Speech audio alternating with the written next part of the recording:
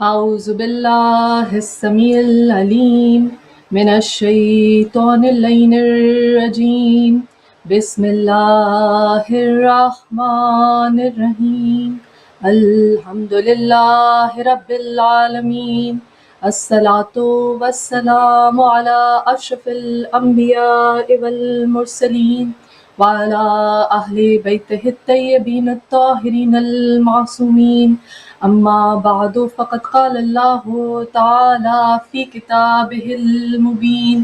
وهو أصدق الصادقين بسم الله الرحمن الرحيم إنا نحن نزلنا الذكر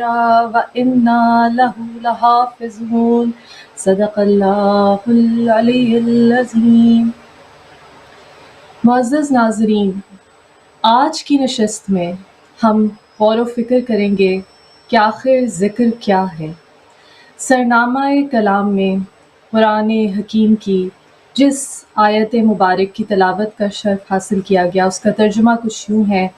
انا نحن نزلنا الذکر، بے شک ہم ہی اس ذکر کو نازل کرنے والے ہیں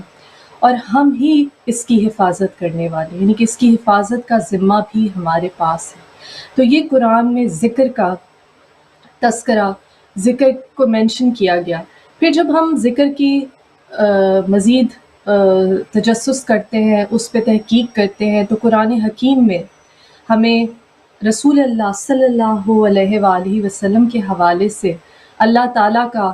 وہ بیان ملتا ہے: رفعنا لکا ذکرک، بے شک ہم نے آپ کے ذکر کو بلندی عطا کی۔ تو یہ پروردگار کی محبت رسول اللہ صلی اللہ علیہ وآلہ وسلم اور آپ کے اہل بیت علیہ السلام سے، جس کے لیے یہ کائنات خلق کی، اور پروردگار نے قرآن میں فرمایا کہ میں چھپا ہوا خزانہ تھا، کنزن مخفین، کہ میں چھپا ہوا خزانہ تھا، میں نے چاہا کہ میں پہچانا جاؤں تو میں نے اس کائنات کو خلق کیا۔ اور جب حدیث قدسی، ہم حدیث قصہ جو ہر مجلس کے، ہر ذکر حسین کی محفل، ہر میلاد کے آغاز میں جس کی تلاوت کی جاتی ہے، حدیث قدسی، یعنی کہ اللہ تعالیٰ نے بیان کیا لیکن نبی اکرم صلی اللہ علیہ وآلہ وسلم کی زبان سے ہم تک پہنچا، اور اس مقدس طیب و طاہر زبان سے پہنچا کہ جس کے بارے میں قرآن حکیم نے کہا: وما ينطق عن الهوى ان هو الا وحی یوحی، کہ بے شک یہ اپنی مرضی سے تو ایک حرف بھی نہیں کہتے، جو بھی کہتے ہیں بھیجی ہوئی وحی ہے۔ تو حدیث قصہ میں، حدیث قدسی میں کس طرح سے اللہ تعالیٰ نے کہا کہ بے شک میں نے کائنات، اس کائنات کی ہر چیز، چاہے وہ علم یا ملائکتی و یا سکانہ سماواتی، جان لو اے ملائکہ اور اے آسمان کے رہنے والے، انی ما خلق، تو میں نے اس کائنات کی ہر چیز، چاہے وہ آسمان ہو، چاہے وہ زمین ہو، چاہے وہ دریا کا پانی ہو، چاہے اس میں چلنے والی کشتی ہو، میں نے ان اہل بیت، اہل قصہ کی جو اس چادر کے نیچے ہیں، یعنی رسول اللہ صلی اللہ علیہ وآلہ وسلم، بی بی فاطمہ زہرا سلام اللہ علیہ، مولا کائنات مولا علی علیہ السلام، امام حسن علیہ السلام، امام حسین علیہ السلام، بیدم، یہی تو پانچ ہیں مقصود کائنات، خیر النساء حسین و حسن، مصطفیٰ علی۔ تو جب اللہ تعالیٰ نے اس حدیث قصہ میں یہ کہا کہ میں نے اس ساری کائنات کو، اس کی ہر چیز کو خلق کیا ان پانچ کی محبت میں، تو پھر اللہ تعالیٰ نے اپنے آپ کو پہچنوایا۔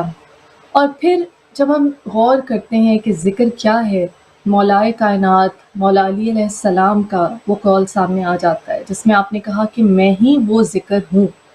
کہ جس سے لوگ منحرف ہو گئے، میں ہی وہ ذکر ہوں جس سے لوگوں نے ترک کر دیا۔ اور پھر جب مزید قرآن حکیم میں غور و فکر کریں، ابھی تک ہمارے سامنے دو آیات تو موجود ہیں: انا نحن نزلنا الذکر وانا لہ لحافظون، ہم ہی اس ذکر کو نازل کرنے والے ہیں، ہم ہی اس کی حفاظت کرنے والے ہیں۔ اور پھر کہا ورفعنا لک ذکرک، اے نبی آپ کے ذکر کو ہم نے رفعت، بلندی عطا کی۔ اور پھر جب ذکر کی بات آتی ہے تو پروردگار کہتا ہے کہ بے شک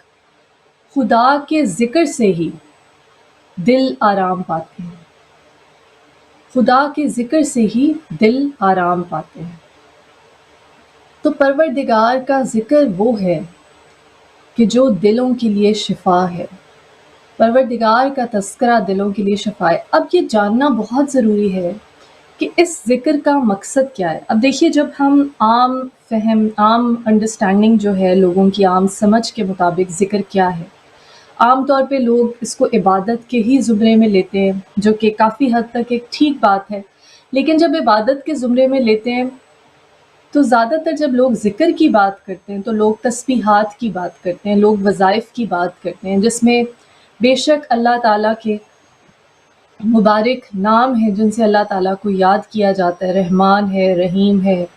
یا صبوح ہو، یا قدوس ہو، یا غفور ہو، یا ودود ہو، یا سلام ہو، یا مومن ہو، یا اللہ ہو، یا علیم ہو، یا کریم ہو، یا ذوالجلال والاکرام، یا رزاق ہو۔ انتہائی خوبصورت اللہ تعالیٰ کے وہ اسم ہیں جو انسان کے دل میں گھر کر لیتے ہیں۔ یا ولی ہو، یا نصیر، مدد کرنے والے، میرے ولی، میری حفاظت کرنے والے، میرے محافظ۔ کتنے ہی خوبصورت اسماء ہیں، اللہ تعالیٰ کے اسماء صفات ہیں جن سے ان کو یاد کیا جاتا ہے۔ لیکن جب ہم عام معنوں میں ذکر کے بارے میں بات کرتے ہیں تو عام طور پہ تسبیحات اور وظائف، اور اس میں کوئی شک نہیں ہے، اگر آپ عام آبزرویشن میں دیکھیں، مشاہدے میں دیکھیں، تو عام طور پہ زیادہ تر جو وظائف ہیں، جو تسبیحات ہیں، وہ کسی نہ کسی دنیاوی مقصد کو حاصل کرنے کے لیے پڑھی جاتی ہیں۔ جیسے کسی کو رزق کی خواہش ہے، کسی کو اولاد کی خواہش ہے، کسی کو کوئی اور دنیاوی مسئلہ ہے، کوئی ایسی مصیبت میں مبتلا ہے، اس سے نکلنا چاہتا ہے، تو وہ اس کو یہ وظائف عام طور پہ بزرگ حضرات یا وہ حضرات کے جن کو دیندار سمجھا جاتا ہے، وہ اسے کچھ وظائف دے دیتے ہیں پڑھنے کے لیے، اور اس کو ذکر کا نام دیا جاتا ہے۔ عزیزان گرامی، ہمارے لیے کانسیپٹ کو سمجھنا بہت ضروری ہے کہ کس ذکر کی حقیقت کیا ہے اور اس سے اللہ تعالیٰ ہم سے کیا چاہتا ہے۔ اب دیکھیے، جہاں تک عبادت کی بات ہے، اس میں کوئی شک نہیں کہ قرآن حکیم میں اللہ تعالیٰ نے کہا کہ ہم نے جنوں اور انسانوں کو اپنی عبادت کے لیے پیدا کیا، بے شک۔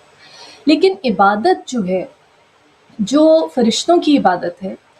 وہ یہ ہے کہ جیسے مولائے کائنات مولا علی علیہ السلام نے ایک مرتبہ جب کائنات کی تخلیق اور مختلف آسمانوں کی حقیقت کے بارے میں بتا رہے تھے، تو آپ نے کہا کہ مختلف آسمان ہیں، ایک حجاب الحمد ہے، حجاب المجد ہے، سدرۃ المنتہا ہے، عرش معلیٰ ہے، کرسی ہے پروردگار کی۔ اور آپ نے یہ فرمایا کہ کچھ ایسے فرشتے ہیں، جیسے ایک سے دوسرے آسمان کے بیچ میں ایک فرشتہ ایسا ہے جو حالت قیام میں ہے اور تا قیامت حالت قیام میں رہے گا، اللہ تعالیٰ کی تسبیح و تقدیس کرتا رہے گا۔ کچھ ایسے فرشتے ہیں جو حالت رکوع میں ہے، تا قیامت حالت رکوع میں رہیں گے۔ تو جس طرح کے ہم نے یہ سنا کہ فرشتے جو ہیں ان کا کام ہے عبادت کرنا، اور ایسے بے انتہا فرشتے ہیں کہ جو صبح شام اللہ تعالیٰ کی عبادت میں مصروف رہتے، اس کے ذکر میں، تسبیح و تقدیس میں، تسبیح و تحلیل میں مصروف رہتے۔ اور یہ بھی یاد رکھیے کہ رسول اللہ صلی اللہ علیہ وسلم کی ایک حدیث ہے جس میں آپ نے فرمایا کہ آپ کے نور کو آسمان پر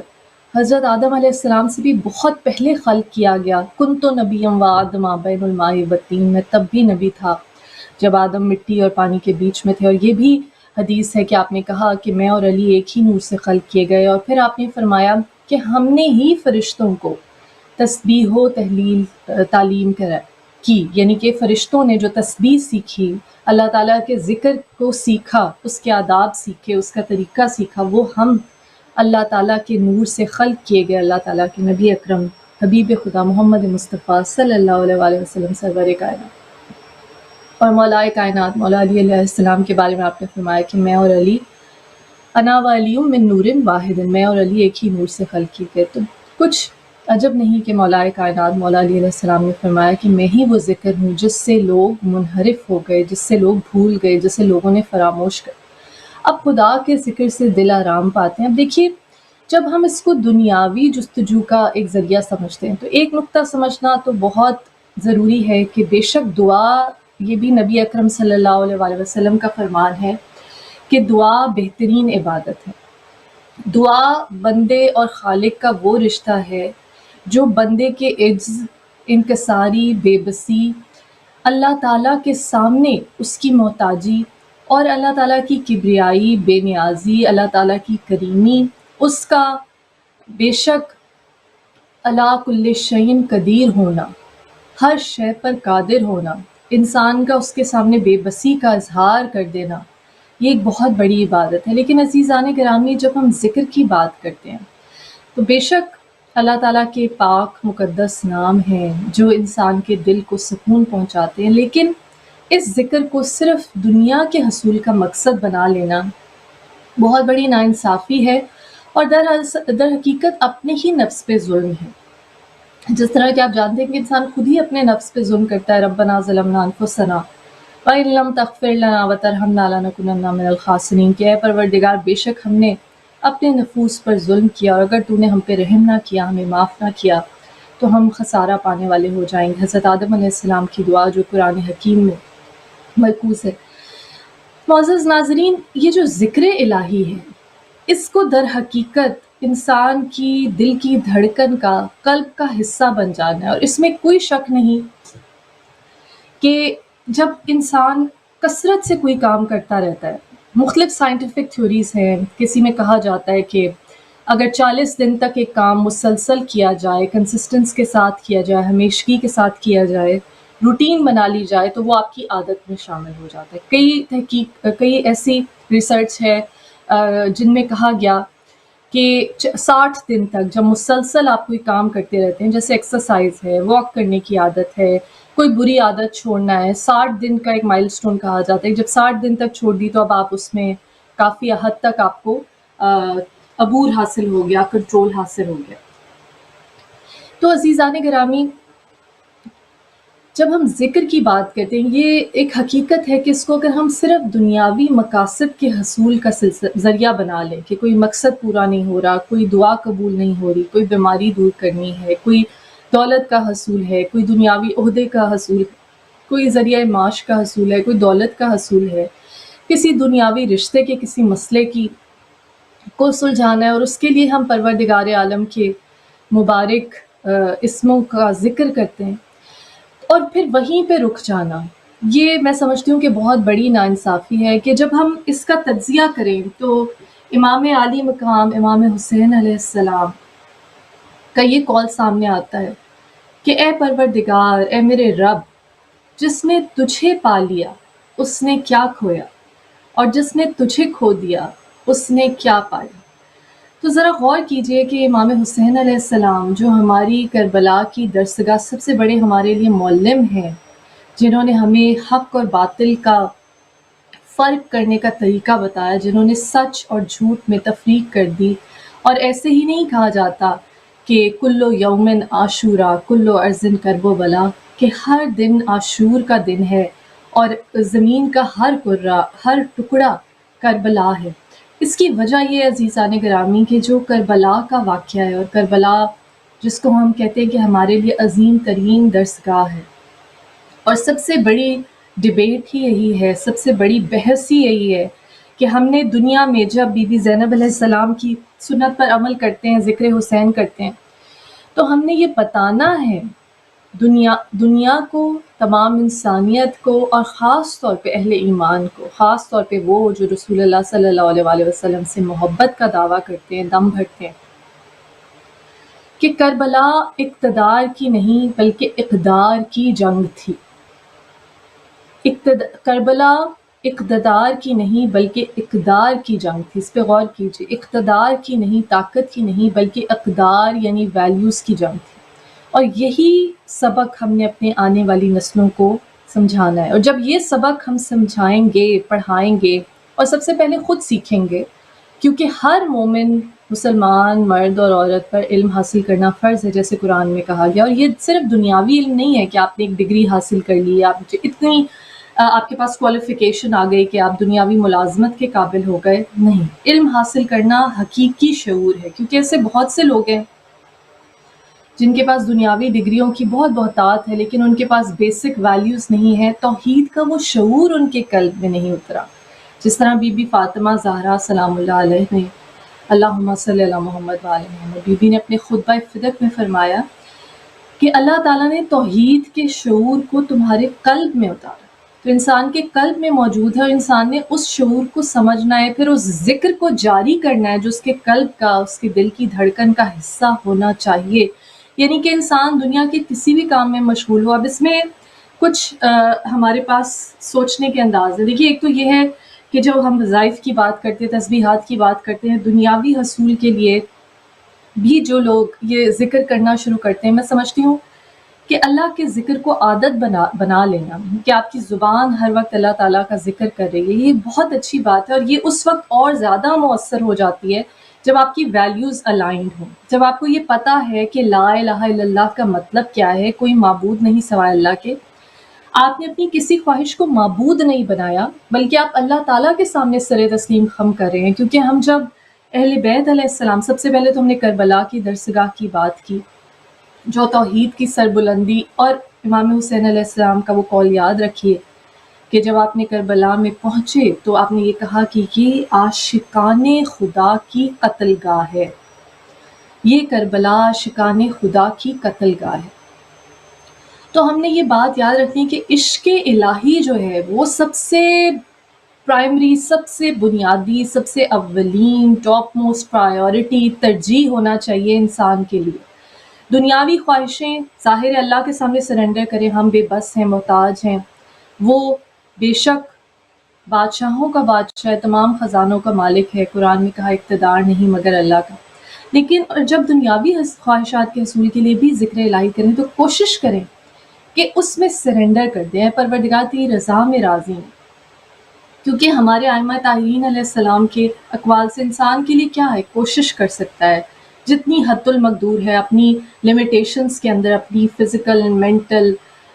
کمزوریوں کے ساتھ ساتھ وہ کوشش کر سکتا ہے، لیکن اس کے بعد، اور قرآن میں کہا لیس للانسان الا ما سعی، انسان کے لیے کچھ نہیں مگر وہ جس کی وہ کوشش کرے، یہ حقیقت ہے۔ لیکن اس کے بعد سرنڈر کی منزل ہے، اس کے بعد اللہ تعالیٰ کی رضا میں راضی ہو جانا، سر تسلیم خم کر دینا، خوشی اور سعادت کے ساتھ پروردگار نے جو تقدیر آپ کو دی اس پہ خوش ہو جانا۔ جیسے مولائے کائنات مولا علی علیہ السلام نے فرمایا، خوش قسمت وہ ہے جو اپنی قسمت پر خوش ہے۔ تو جب آپ لڑنا شروع کر دیتے ہیں اپنی قسمت سے، اور جب آپ اس خواہش کو اپنا obsession بنا لیتے ہیں، جنون بنا لیتے ہیں، تو پھر آپ نے اللہ کا ذکر تو کر رہے ہیں، آپ کی زبان پہ جاری ہے، آپ کے ہاتھ میں تسبیح ہے، لیکن آپ کا مقصد جو ہے، آپ کا جو آبجیکٹ آف ڈیزائر ہے، آپ کا جو منتہائی مقصد ہے جس کے لیے آپ جستجو کریں، وہ پروردگار نہیں ہے، بلکہ وہ دنیا کی کوئی ایسی خواہش ہے، دنیا کی ایسی کوئی نعمت ہے کہ جس کے حصول کے لیے آپ مسلسل اس پروردگار کو یاد کرتے ہیں۔ دیکھیے، اس میں بھی یہ پوائنٹس ہیں کہ اگر آپ حلال اور حرام میں تمیز کر رہے ہیں، اور اگر آپ حد سے تجاوز نہیں کر رہے، اور اگر آپ پروردگار کی ناشکری نہیں کر رہے، تو اگر آپ ذکر کو اپنی عادت بنا لیں، جب عادت بنا لیں گے، اکثر لوگ یہ کہتے ہیں کہ جی ہمیں تو ضرورت ہی نہیں ہے نماز پڑھنے کی، ہمیں تو ضرورت ہی نہیں ہے ذکر کرنے کی، کیونکہ ہم تو کوئی غلط کام نہیں کر رہے۔ دیکھیے، یہ جو عادت بنانا ہے، ایسے ہی نہیں ہمارے ائمہ طاہرین علیہ السلام نے اتنی صعوبتوں میں، قید و بند میں، ان سے بڑھ کر توحید کی منزل پر کون تھا، ان سے بڑھ کر ایمان کی پختگی کس کے پاس تھی، ان سے بڑھ کر ثابت قدم اللہ تعالیٰ پہ توکل رکھنے والا کون تھا۔ پھر بھی اگر ہم بی بی زینب علیہ السلام، امام زین العابدین علیہ السلام کا کوفہ و شام کا سفر دیکھیں، کربلا سے کیا صعوبتیں، آپ نے کوئی نماز ترک نہیں کی، پروردگار کی عبادت میں کسی قسم کی کوئی کمی نہیں چھوڑی۔ کیوں؟ یہ نماز، جس طرح بی بی فاطمہ زہرا سلام اللہ علیہ نے خطبہ فدق میں فرمایا کہ تمہارے دل سے تکبر کی کثافت کو، غلاظت کو دور کرتی ہے۔ تو یہ پروردگار نے جو عبادت کے طریقے بتائے، جو میں ذکر کی بات کری تھی، تسبیحات کی بات کری تھی، جب وہ عادت بن جاتی ہے تو ایک ہیومن سائیکالوجی ہے، جس طرح ہم کہتے ہیں thoughts become words and words become actions,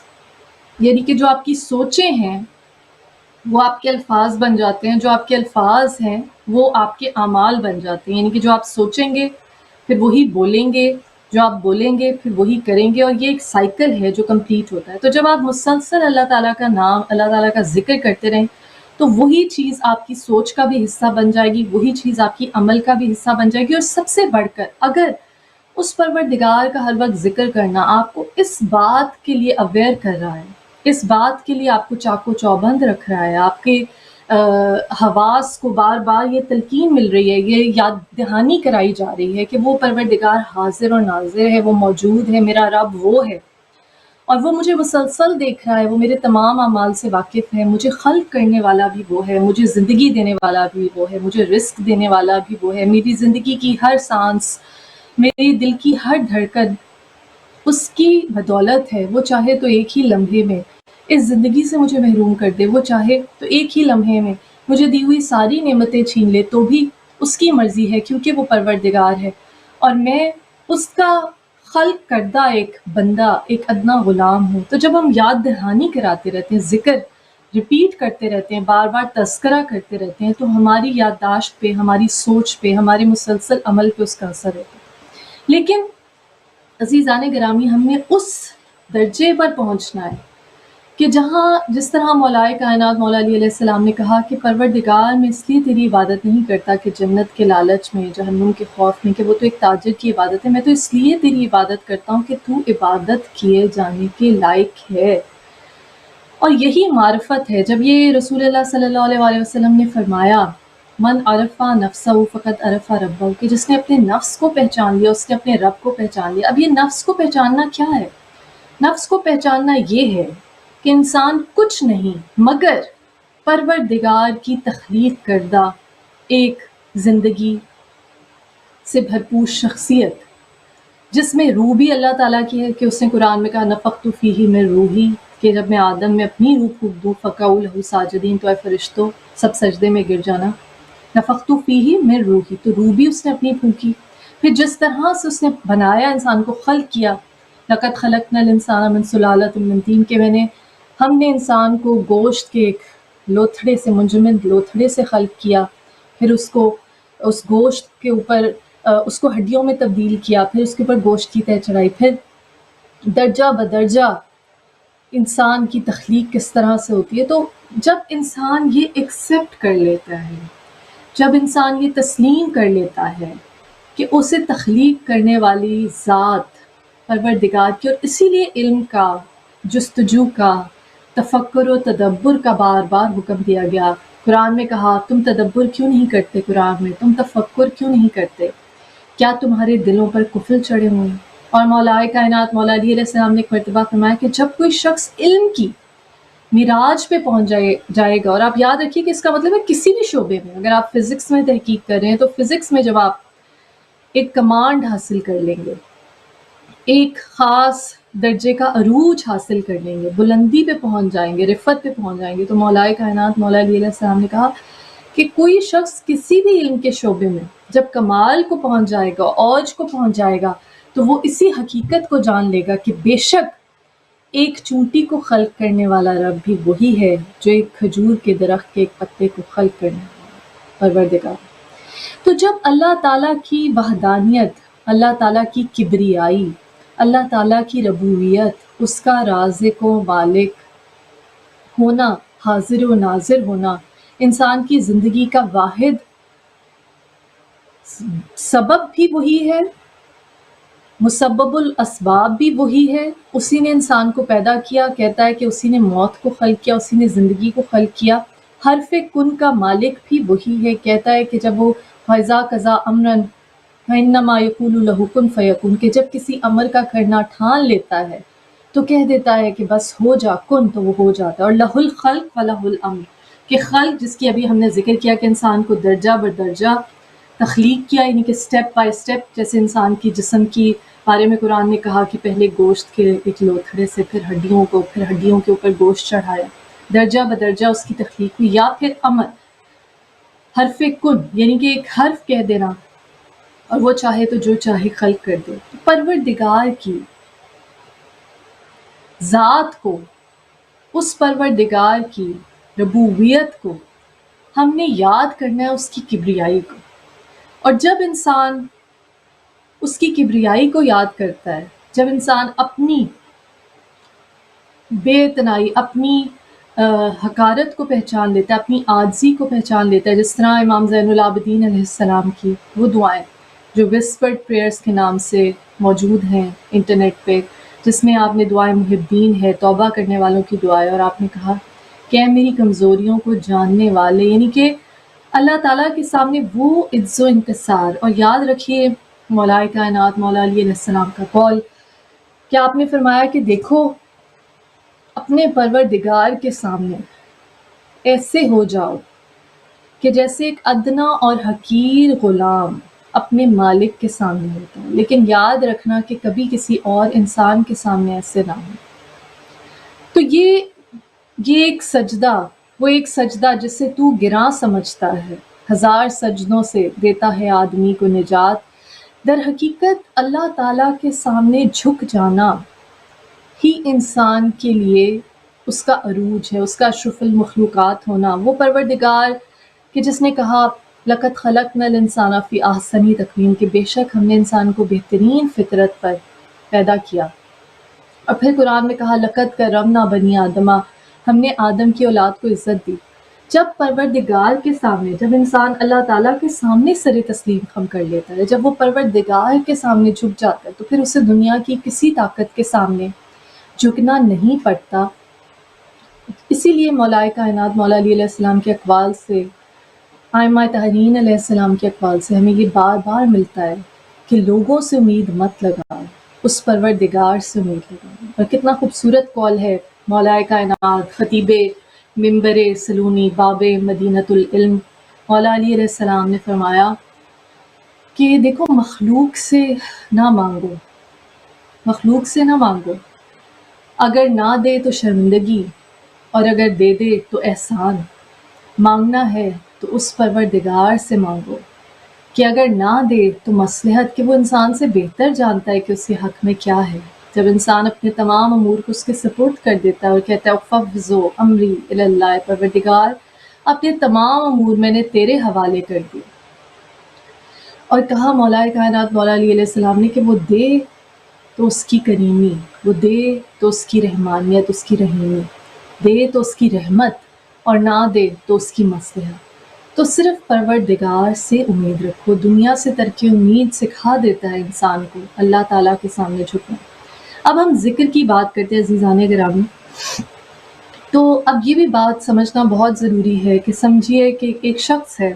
جو اپنے کسی مقصد کے حصول کے لیے، چاہے دنیاوی مقصد کے حصول کے لیے ذکر میں مشغول ہے، اللہ تعالیٰ کے ناموں کا بار بار ذکر کرتا جاتا ہے. ایک طرف سمجھیے کہ وہ پڑھ رہا ہے لا حول ولا قوت الا باللہ العلی العظیم، کہ اے پروردگار مجھ میں کوئی سخت نہیں، نہ میں نیکی کی سخت رکھتا ہوں کرنے کی، نہ برائی سے بچنے کی سخت رکھتا ہوں، مگر تو ہی، بس تو ہی ہے کہ مجھے چاہے تو مجھے بچا سکتا ہے، میری مدد کر سکتا ہے، میری رہنمائی کر سکتا ہے. عزیزان گرامی، اب دیکھیے اگر انسان سرنڈر کر رہا ہے اپنے ذکر کے ذریعے، اللہ تعالیٰ کو بار بار کہی جا رہا ہے کہ پروردگار تو ہی ہے، لا حول ولا قوت الا باللہ العلی العظیم، تو ہی عظیم ہے، تو ہی علی ہے، تو ہی برتر ہے، میرے پاس تو کچھ نہیں، میں کسی قابل نہیں ہوں. لیکن ساتھ ساتھ اس کے جو اعمال ہیں، اس کے افعال ہیں، وہ اس کی تردید کر رہے ہیں، اس ذکر کی، اس کلام کی ایک مثال ہے، نفی کر رہے ہیں. ساتھ ساتھ وہ پوری طرح کوشش کر رہا ہے ہر طرح سے حلال اور حرام کو بالاتر رکھتے ہوئے کسی مقصد کے حصول کے لیے وہ جھوٹ بھی بول رہا ہے، وہ سازشیں بھی کر رہا ہے، وہ حلال اور حرام میں تمیز بھی نہیں کر رہا، کسی نہ کسی طرح وہ اپنے اس دنیاوی مقصد کو حاصل کرنے کی کوشش کر رہا ہے. تو یہ ایک منافقت کے زمرے میں بات آ جاتی ہے. اور جیسے کہ ہم نے پہلے ایک پورا پروگرام کیا تھا منافقین کے بارے میں، قرآن حکیم نے کتنی دفعہ ذکر کیا کہ منافقین کیا ہیں، جن کے قول اور فعل میں تضاد ہے. اور سب سے بڑا زہر جو ہے اسلام میں منافقت کا آیا ہے، یہ منافقت کا وہ زہر ہے کہ جو ابلیس سے بھی بدتر بنا دیتا ہے انسان کو. اور اس مسلمان امت میں ہی یہ منافقت کا زہر آیا. یہی وجہ ہے کہ رسول اللہ صلی اللہ علیہ وآلہ وسلم کے دنیا سے ظاہری رخصت کے ساتھ ہی لوگ اس دنیاوی اقتدار کے لیے سازشوں میں جت گئے اور اس راہ حق کو چھوڑ دیا، اس ذکر کو چھوڑ دیا کہ مولا کائنات مولا علی علیہ السلام نے کہا میں ہی وہ ذکر ہوں جس سے لوگ منحرف ہو گئے. بی بی فاطمہ زہرا سلام اللہ علیہ نے مدینہ کی عورتوں سے بات کرتے ہوئے جب وہ عیادت کے لیے آئیں اور خطبہ فدق میں یہ بات کی کہ اگر تم اس ہادی، اس رہنما مولا کائنات مولا علی علیہ السلام ابو الحسن علیہ السلام کو اپنا رہنما بنا کر رکھتے، جو اللہ نے تمہارے لیے چنا تھا جن کو، تو بغیر کسی تھکاوٹ کے، بغیر کسی تاخیر کے خوشی خوشی وہ تمہیں منزل کی طرف لے چلتے، منزل تک پہنچا دیتے سبک رفتاری کے ساتھ۔ لیکن دنیا پرستوں نے، خود پرستوں نے اس دنیا کی دولت کو ترجیح دی۔ تو یاد رکھیے کہ اگر آپ زبان سے تو کہہ رہے ہیں لا الہ الا اللہ، زبان سے تو کہہ رہے ہیں کہ یا اللہ فوض امری اللہ، زبان سے تو کہہ رہے ہیں لا حول ولا قوت الا باللہ العلی العظیم، اور آپ کے اعمال جو ہیں وہ اس کے برعکس ہیں۔ آپ دوسری طرف آپ ہر طرح سے غلط مینز، رانگ ذرائع سے، رانگ ڈوئنگس کر کے، حرام ذرائع حاصل کر کے اپنے مقصد کو حاصل کرنے کی کوشش کریں، تو پھر آپ منافقت کے رستے پہ چل پڑیں۔ اور جس طرح وہ واقعہ جو مجالس میں بہت بیان کیا جاتا ہے، حضرت ابراہیم علیہ السلام کا واقعہ، کہ جب آپ نے بتوں کو توڑ دیا اور اپنے گھر آ گئے، اللہ کے نبی حضرت ابراہیم علیہ السلام جب آپ گھر پہ آ گئے، اور وہ لوگ جو ان بتوں کی پرستش کرتے تھے، ڈھونڈتے ڈھونڈتے کہ ہمارے بتوں کو، ہمارے خداؤں کو کس نے شکستہ کیا، آپ کے گھر تک آ پہنچے، دروازے پہ دستک دیا، آپ نے کہا اندر آ جاؤ، کہا ہم ابراہیم کو ڈھونڈ رہے ہیں، کہا پہلے کھانا کھاؤ، تم میرے مہمان ہو، آپ نے انہیں کھانا کھلایا، اور اس کے بعد پھر پوچھا کہاں ہے ابراہیم، تم جانتے ہو، کہا میں ہی ابراہیم ہوں۔ اب وہ لوگ بھی سوچ میں پڑ گئے، کہتے ہیں کہ ہم نے تو تمہارا کھانا کھا لیا ہے، نمک کھا لیا ہے، تو اب ہمیں بتاؤ کہ ہم تمہارا یہ احسان کیسے چکائیں، کیونکہ ہم تو تمہیں قتل کرنے آئے ہیں، تم نے ہمارے خداؤں کی توہین کی ہے، ان کو شکستہ کر دیا ہے، ٹکڑے ٹکڑے کر دیا ہے۔ تو اس وقت حضرت ابراہیم علیہ السلام، جن کا مقصد صرف اللہ تعالیٰ کی توحید اور توحید کی سربلندی اور اس توحید کے نور کو دلوں میں پہنچانا تھا، کہا کہ ایک مرتبہ میرے رب کو سجدہ کر دیں اور اس کے بعد بے شک مجھے قتل کر دیں۔ اب روایات میں آتا ہے کہ ابلیس بذات خود اس وقت آ گیا ان لوگوں کے پاس اور کہا کہ یہ تو بہت آسان ہے، تم ایسا کرو کہ تم سجدہ کر لو، سجدہ کر لو، لیکن دل میں اپنے خداؤں کا، اپنے بتوں کا تصور رکھنا، اور ابراہیم کو لگے گا کہ تم اس کے خدا کو سجدہ کرو۔ یہ منافقت ہے نا کہ دل میں کچھ اور، جس طرح شاعر نے کہا کہ کبھی میں جو سر بسجدہ ہوا تو زمین سے آنے لگی صدا، تیرا دل تو ہے صنم آشنا، تجھے کیا ملے گا نماز میں۔ اسی لیے ہم کہتے ہیں کہ لا الہ الا اللہ کو پہلے سمجھیے، کوئی معبود نہیں سوائے اللہ کے، دل میں کوئی اور معبود نہ ہو، کہیں اپنی ذات کا بت نہ ہو، کہیں اس دنیا کی دولت کا بت نہ ہو، کہیں اقتدار کا بت نہ ہو، کہیں دنیا کی پذیرائی، خوشامد، جھوٹی تعریف کا بت نہ ہو، کہیں دولت کا بت نہ ہو۔ تو یہ بات ذہن میں رکھیے کہ لا الہ الا اللہ کے تصور کو، اس کے کانسیپٹ کو، اس کے شعور کو اپنے قلب میں اتارنا ہے۔ تو خیر ان لوگوں نے کہا شیطان سے، ابلیس سے، ذاکرین اس واقعے کو بہت پڑھتے ہیں، جب اس نے کہا کہ تم سجدہ کر لو، دل میں اپنے ان بتوں کا، اپنے خداؤں کا خیال رکھنا۔ تو جب ان لوگوں نے ضرور کہا ہوگا کہ ابلیس تو جو اللہ کی عبادت کرتے کرتے ہزاروں سالوں تک فرشتوں کے برابر تک پروموٹ ہو گیا، تیری ترقی ہو گئی، جب تجھے اللہ تعالیٰ نے کہا تھا کہ نفخت فیہ من روحی فقعوا لہ ساجدین، کہ جیسے ہی میں آدم کے خاکی پتلے میں اپنی روح پھونکوں تم سب فرشتے سجدے میں گر جانا، تو اے ابلیس تو نے اس وقت ایسا کیوں نہیں کیا؟ پروردگار ہی حکم دے رہا تھا، تو بھی گر جاتا آدم کے سامنے سجدے میں، دل میں خدا کا تصور رکھ لیتا۔ تو اس وقت ابلیس نے مسکرا کے کہا ہوگا کہ میں ابلیس ہو سکتا ہوں، میں راندہ درگاہ ہو سکتا ہوں، میں قیامت تک کے لیے شیطان مردود ہو سکتا ہوں، مجھ پہ کنکریاں ماری جائیں، اعوذ باللہ من الشیطان الرجیم، اس شیطان کے شر سے اللہ تعالیٰ سے پناہ مانگی جائے۔ کہا کہ میں یہ سب کچھ ہو سکتا ہوں، میں اس بارگاہ الہی جہاں میں نے ہزاروں سال تک اللہ کی یکسوئی کے ساتھ عبادت کر کے اس مقام تک پہنچا، فرشتوں کے مقام تک جن ہوتے ہوئے، میں اس سے ڈیموٹ ہو سکتا ہوں، اپنی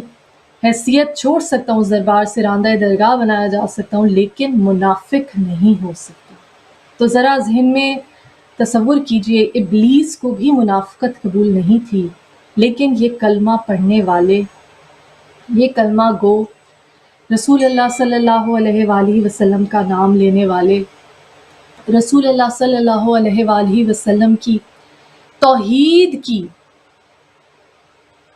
تعلیم پہ، توحید کی تبلیغ پہ، جو آپ نے کہا قولوا لا الہ الا اللہ، کہہ دو کہ اللہ ایک ہے، اس پہ لبیک کہنے والے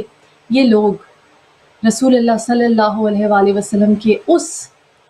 اہم ترین اعلان پہ، جس کے بارے میں قرآن نے کہا بلغ اے رسول، یہ پیغام پہنچا دیجیے، اگر یہ پیغام نہ پہنچایا تو گویا آپ نے نبوت کا کوئی کام نہ کیا۔ اور جب نبی اکرم صلی اللہ علیہ وآلہ وسلم نے اس تپتی دھوپ پہ غدیر کے اس میدان میں لوگوں کو روکا، جو آگے چلے گئے تھے انہیں پیچھے بلایا، جو آنے والے تھے ان کا کچھ دیر انتظار کیا گیا،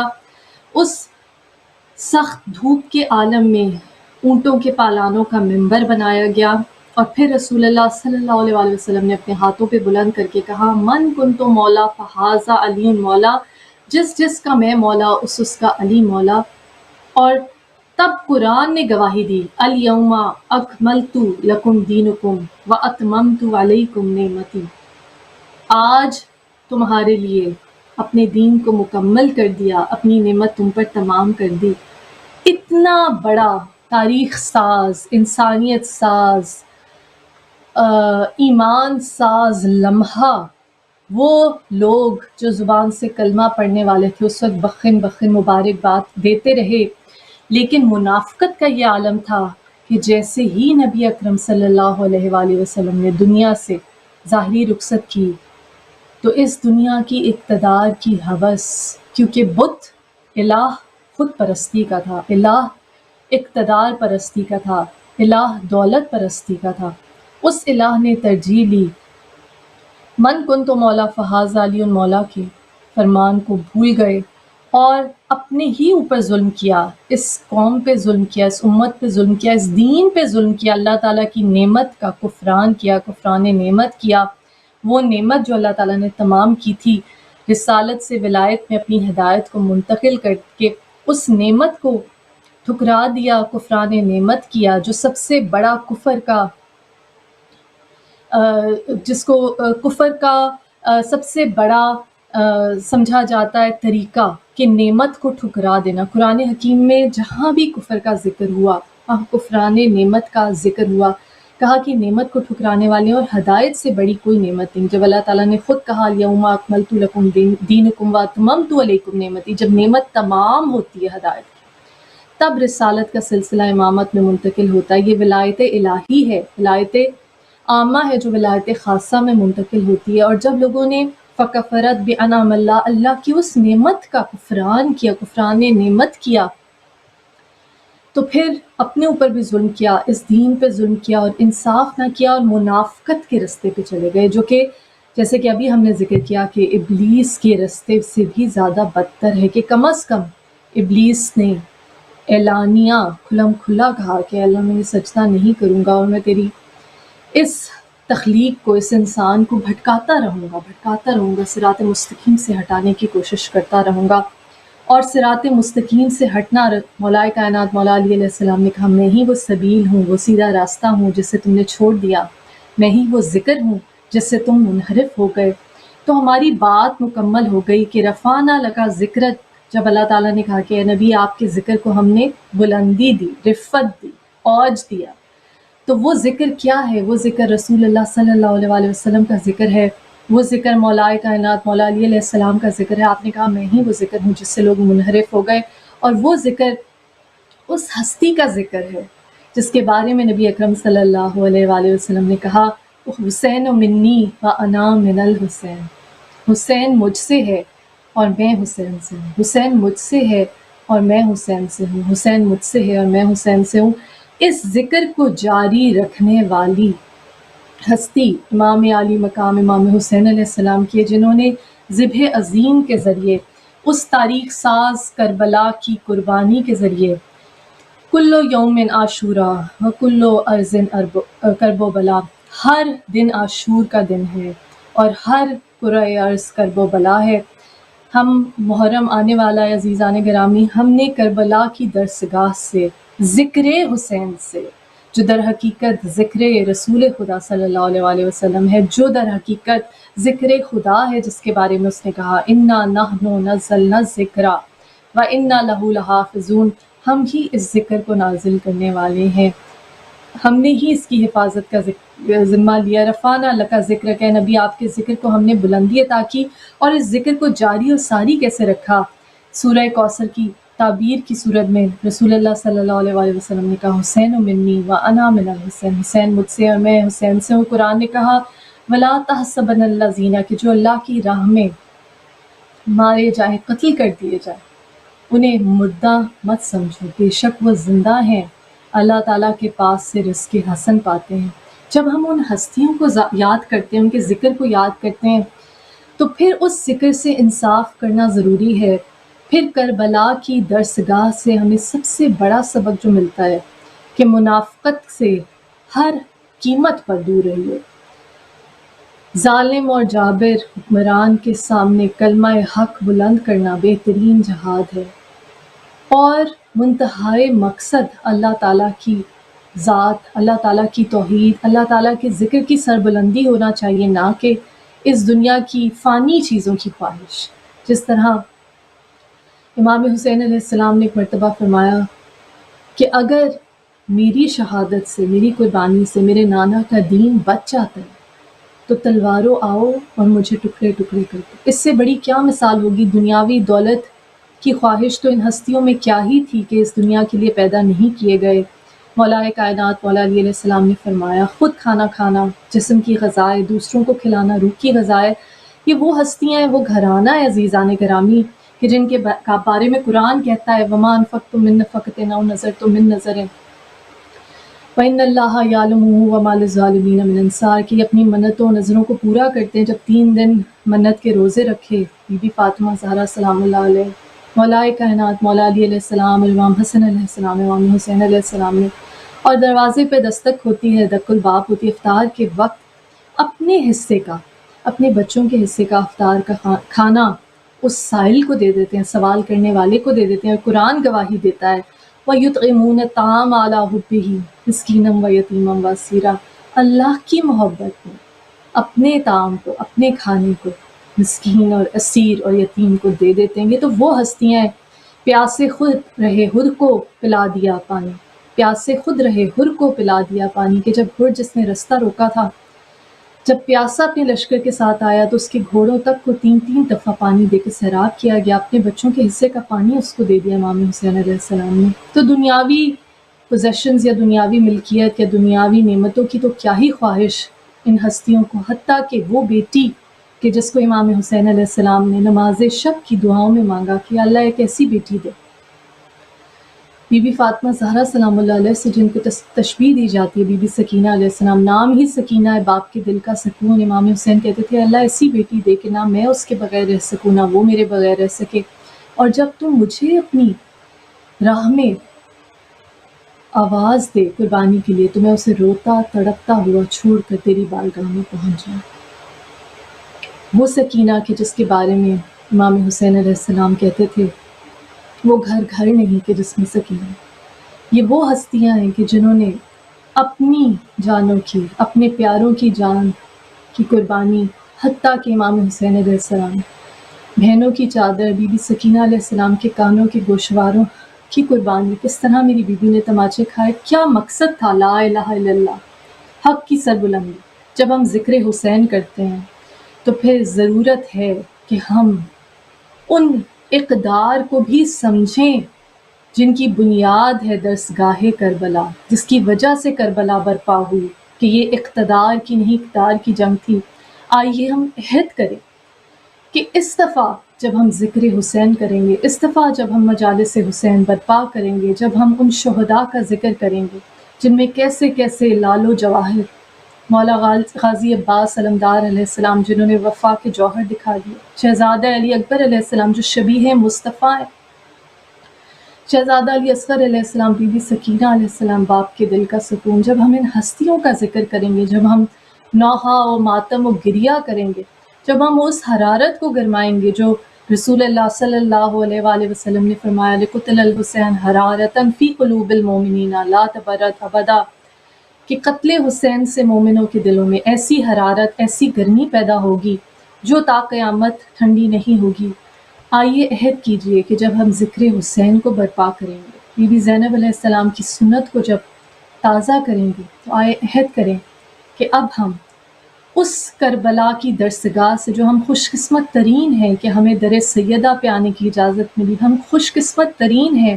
کہ ہم وہ مجالس برپا کرتے ہیں جن میں بی بی فاطمہ زہرا سلام اللہ علیہ خود پرسہ لینے آتی ہیں۔ جب ہم یہ ذکر کریں گے تو آئیے عہد کریں کہ ہم اس ذکر کی روح کو سمجھیں گے، ہم لا الہ الا اللہ کی تفسیر کو سمجھنے کی، اس کے شعور کو اپنے قلب میں صحیح معنوں میں اتارنے کی کوشش کریں گے، تاکہ ہم حقیقتاً اللہ تعالیٰ کی معرفت، اپنے نفس کی معرفت جو پروردگار کی بنائی ہوئی مخلوق ہے، اور پھر اللہ تعالیٰ کی معرفت حاصل کر سکیں، ان اقدار کو سیکھنے کی اپنی زندگی میں ان پہ عمل پیرا ہونے کی کوشش کر سکیں، تاکہ نعوذ باللہ ہمارا نام ان لوگوں میں آ جائے جو کہ نعوذ باللہ خدا نخواستہ ابلیس سے بدتر ہیں، کیونکہ منافق ہیں کہ زبان سے تو ذکر کرتے رہے، زبان سے تو غم حسین مناتے رہے، آنکھوں سے آنسو جاری کرتے رہے، لیکن ان اقدار کو ہم نے نہیں سیکھا جن کے لیے شہید انسانیت مولائے امام حسین علیہ السلام، محسن انسانیت امام حسین علیہ السلام، ذبح عظیم کے ترجمان امام حسین علیہ السلام، حسین و منی وانا من الحسین کی ترجمانی کرنے والے، جنہوں نے رسول اللہ صلی اللہ علیہ وآلہ وسلم کے ذکر کو قیامت تک بلند کر دیا اتنی عظیم قربانی دے کے۔ ہم عظیم شہادت، عظیم قربانی کا کم از کم حق ادا کرنے کی اس طرح سے کوشش کریں گے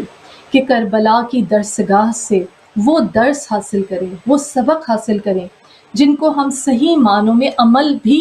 جن پہ کر سکیں، عملی جامہ پہنا سکیں، نہ کہ صرف اور صرف ایک لپ سروس یا زبانی کلام نہیں، ہم نے ذکر کیا اور پھر ہمارے اعمال جو ہیں، ہماری باقی جو سوچ ہے، ہماری ترجیحات جو زندگی میں ہے، وہ اصل میں ان کے منافی ہیں۔ یا اللہ تجھے واسطہ ہے محمد صلی اللہ علیہ وآلہ وسلم، اپنے محبوب محمد مصطفیٰ صلی اللہ علیہ وآلہ وسلم، نبی اکرم صلی اللہ علیہ وآلہ وسلم، رحمت للعالمین صلی اللہ علیہ وآلہ وسلم اور آپ کی آل کا، تجھے واسطہ امام حسین علیہ السلام کا، تجھے واسطہ امام حسین علیہ السلام کی قربانی کا۔ یا اللہ رب زدنی علما، ہمارے علم میں اضافہ فرما۔ یا اللہ ہم جو علم پڑھتے ہیں، سیکھتے ہیں، پھیلانے کی کوشش کرتے ہیں، ہمیں اس پہ عمل پیرا ہونے کی بھی توفیق عطا فرما۔ ہمیں ایسا مومن بنا کہ جیسے چھٹے امام جعفر صادق علیہ السلام نے فرمایا کہ اگر ہمارے شیعہ ہو تو ہمارے لیے باعث فخر بنو، نہ کہ باعث ندامت بنو۔ یا اللہ جو بے روزگار ہیں انہیں اس رزق حسن کے صدقے میں، تو نے کہا جو شہید ہیں انہیں مردہ نہ سمجھو، اللہ کی راہ سے رزق پاتے ہیں وہ کہ جنہوں نے اپنی زندگیوں میں سخاوت اور کریمی کے ایسی مثالیں قائم کی کہ رہتی دنیا تک قائم رہیں گی۔ اس رزق حسن کا واسطہ جو بے روزگار ہیں انہیں بہترین روزگار عطا فرما۔ یا اللہ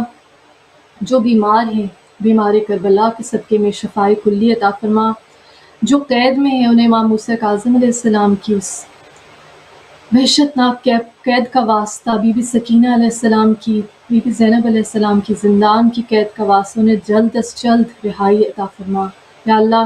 جو اولاد سے محروم ہیں، شہزادہ علی اصغر علیہ السلام، بی بی سکینہ علیہ السلام کا واسطہ، انہیں صحت مند، نیک، طیب اہل بیت کا